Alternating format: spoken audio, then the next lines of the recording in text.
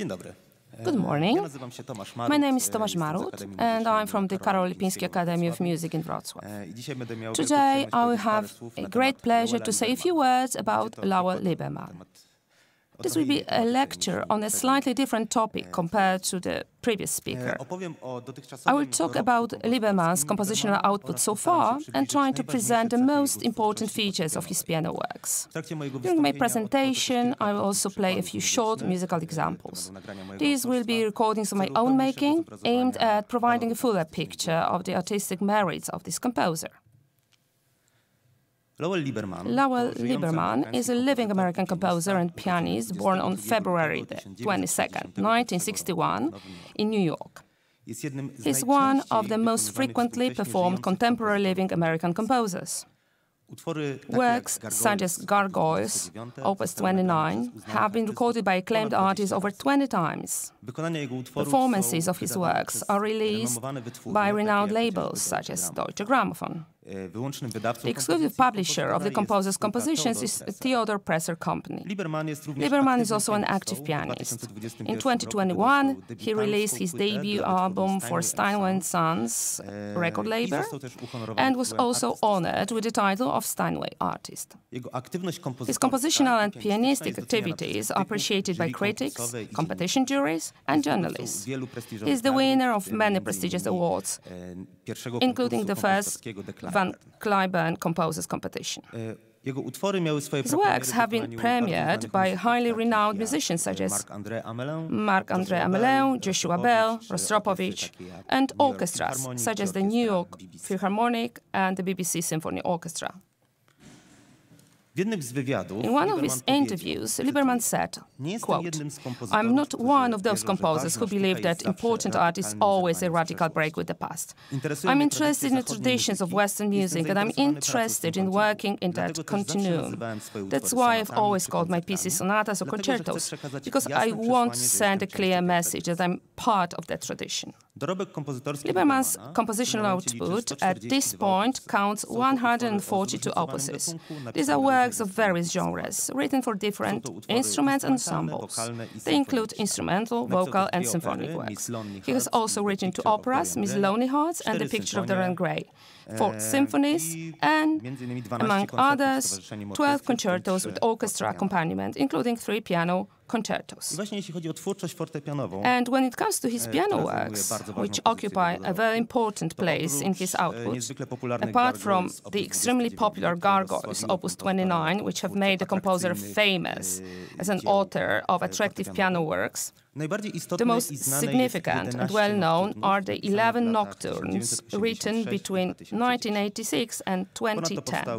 Additionally, he has composed 3 sonatas, 2 cycles of etudes, a cycle of works for children and youth, programmatic cycles, variations, including variations on a theme by Bruckner and variations on a theme by Schubert, and many more. He has also written a great deal of chamber music, sonatas, trios, piano duets for 4 hands and for 2 pianos, and the like. His latest work, created in 2022, are 3 dances from the ballet Frankenstein, Opus 140, so the piece is based on themes from his own ballet. The New York Times once called him as much a traditionalist as an innovator. Liebermann's works, through their forms and genres and unique musical language, constitute an extraordinary combination of tradition and modernity. In his works, tradition has a new sound design. This can be understood even literally, as I will soon demonstrate to you. It will be the theme and first variation from the work, Variations on a Theme by Schubert, Opus 100. The theme in this piece is Schubert's songs Little Rose of the Field.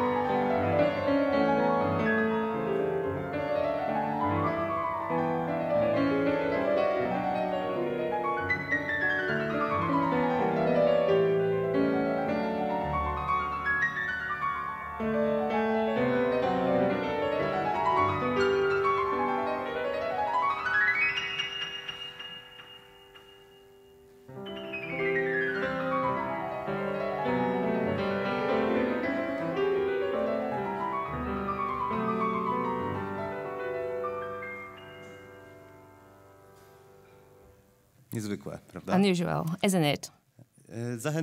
I encourage you to get familiar with the entire work, because the further you go, the more interesting it gets. Liebermann's individuality makes it difficult to unequivocally define his musical language and assign it to a specific trend. He cannot be called either a new romantic, impressionist, expressionist, and so on. Liebermann once said that he likes to be called a neo-tonalist, but he doesn't fully agree with that either.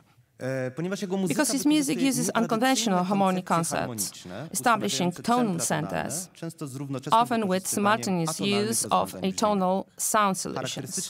Characteristic of him is the simultaneous juxtaposition of major and minor modes, polytonality, and original motivic development. The composer himself once confessed about his creative process, quote, "My material can be a motive, a fragment of melody, a melody, or even an accompaniment figure. And then I hope that from this, the entire material and tonal structure will develop." So let's listen to a fragment of the fifth variation, a theme by Bruckner, in which the continuous accompaniment motive combines the two modes of major and minor tonality.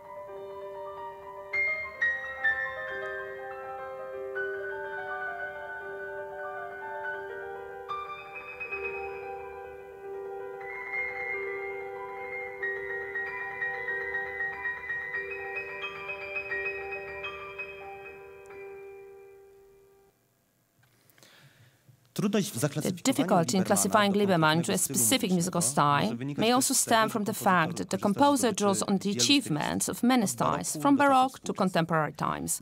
In his works, one can find both contrapuntal voices and coloristic and impressionistic treatment of musical material, reminiscent of the music of Maurice Ravel or Claude Debussy. So let's listen to a fragment of quite a watery structure of the third part of Gargoyles, Opus 29.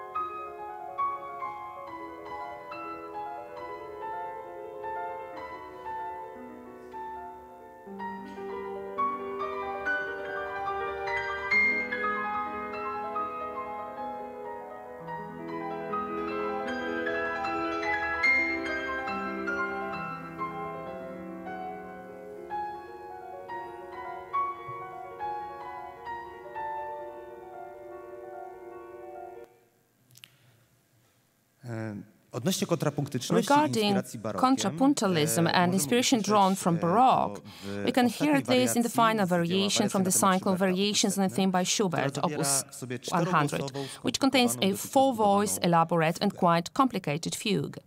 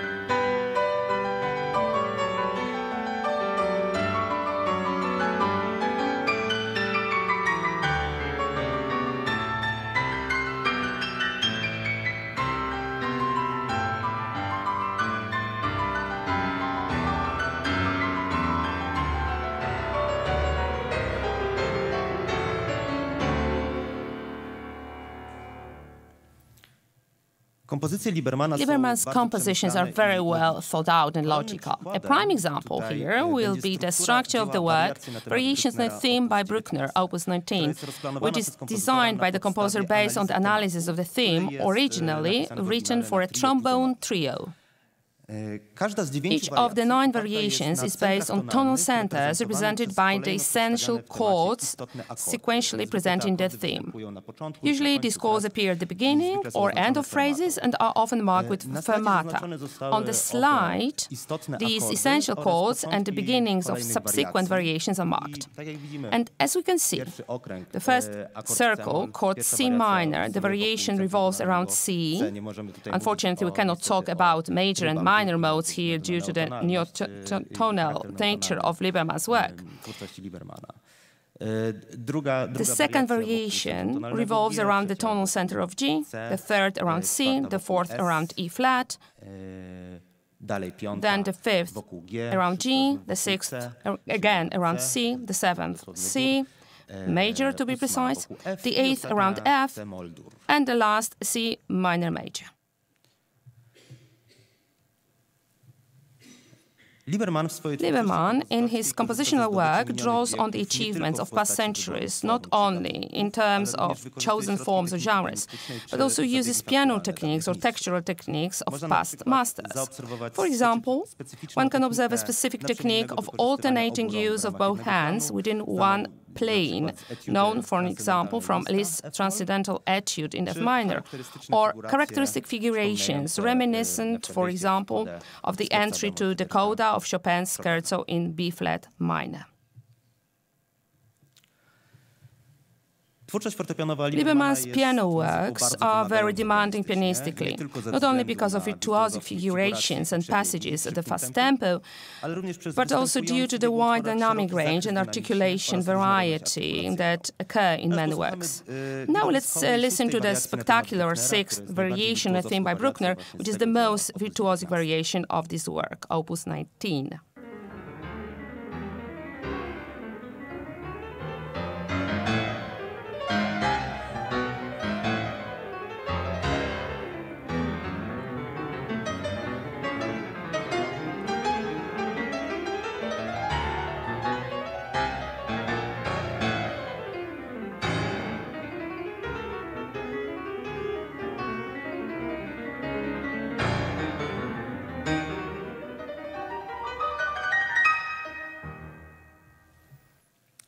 Another type of virtuosity is present in the finale of the fourth part of Gargoyles, Opus 29.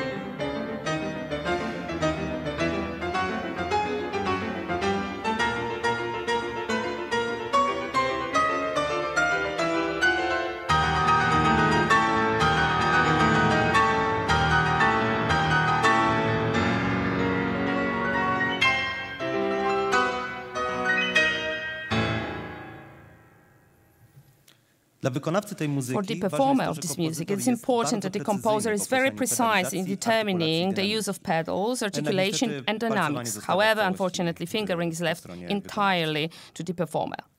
To recapitulate, the most important feature of Liebermann's music, in my opinion, which made him one of the most popular American composers, is its accessibility. Most young pianists avoid performing the newest music. The term contemporary music has acquired a negatively charged colloquial meaning, that is, the often heard contempo. This is dictated by the nature of the music of avant-garde composers, experimental music, difficult in reception, atonal, associated with piano preparation.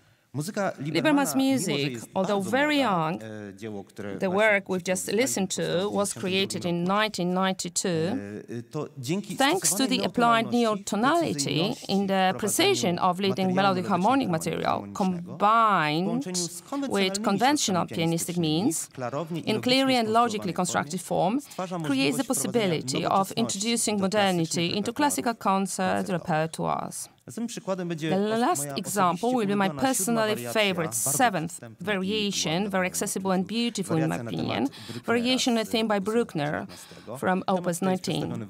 The theme here is presented in retrograde motion.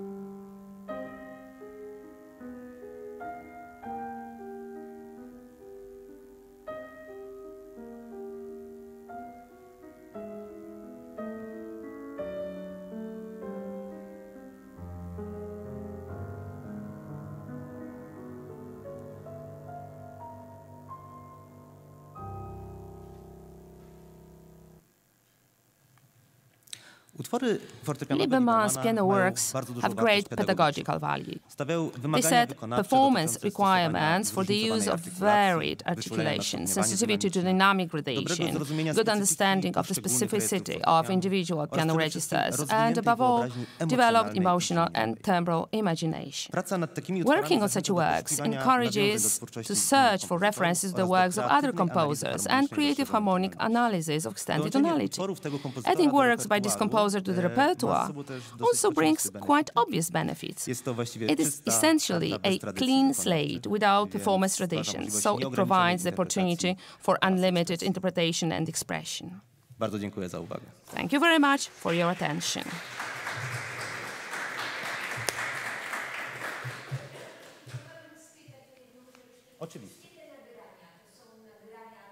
Are these recordings recordings by the composer or someone completely different than me?